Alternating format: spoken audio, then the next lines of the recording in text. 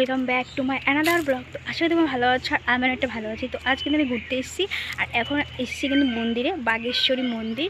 তো এখন একটু বাগেশ্বরী মন্দিরে একটু ঘোরাঘুরি করব আর তারপরে যাব ভিউ পয়েন্টে।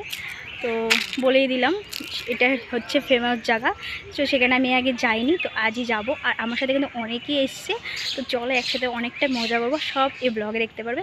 তো চলো সবটাই শেয়ার করছি।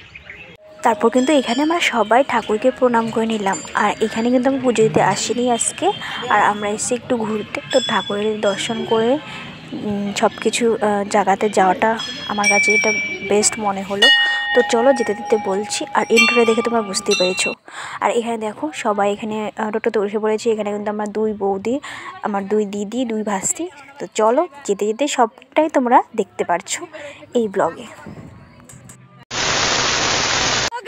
চলে এসেছি ভিউ পয়েন্ট, দেখতে পাচ্ছ আমার মুখে যেটা শুনতে পেলে। হ্যাঁ, এটাই হচ্ছে ফেমাস জায়গা। এইখানে আমাদের এখান থেকে সবাই এসেছে এই জায়গা দেখতে। আমি আজ ফার্স্ট এলাম। তো দেখতেই পারছো এখানে কিন্তু আমি একটু ব্লগ করে নিচ্ছি তোমাদের সাথে শেয়ার করার জন্য। তারপর দেখো এত খাড়া জায়গাটা, উঠা যাচ্ছিল না, আর তার মধ্যে পড়েছিলাম আমি হিল।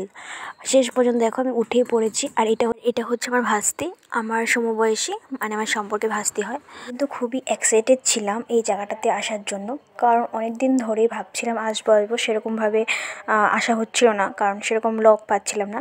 তো আমার দিদি মেশাতো বোন থাকে আলিপুর দুয়ার, ওয়েস্ট বেঙ্গল। তো ওইখান থেকে দিদি আসছে, তো বললো চল একটু ঘুরে আসি। আর দিদি আসলে একটু ঘুরতে যাওয়া হয়।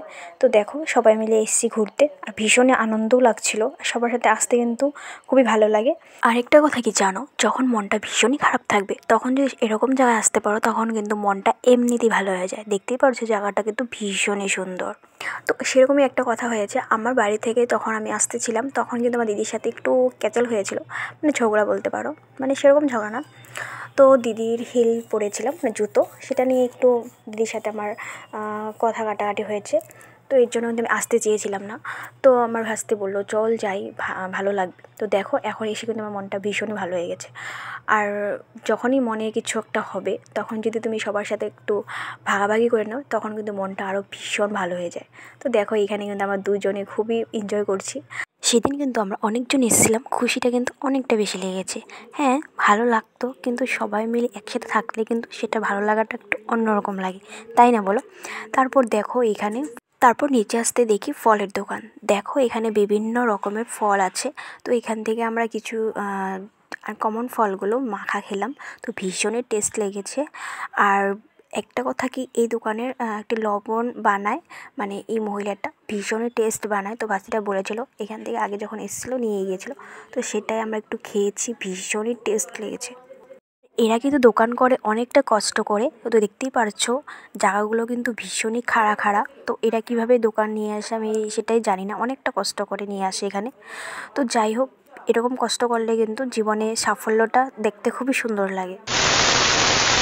তারপর কিন্তু আমরা চলে এসেছিলাম হোটেলে, আর আমাদের কিন্তু অনেকটা খিদে পেয়েছিল, তার জন্য কিন্তু আমরা দেখো ভাতটাই অর্ডার করে নিলাম। আর যেহেতু আমরা অনেকটা সকালে এসেছিলাম, আর এখানে কিন্তু নিরামিষ আইটেমই খেয়েছি, ভীষণই সুন্দর ছিল নিরামিষ আইটেমগুলো, আর খেতেও অনেকটা দুর্দান্ত টেস্ট ছিল, ভীষণই ভালো লেগেছিল।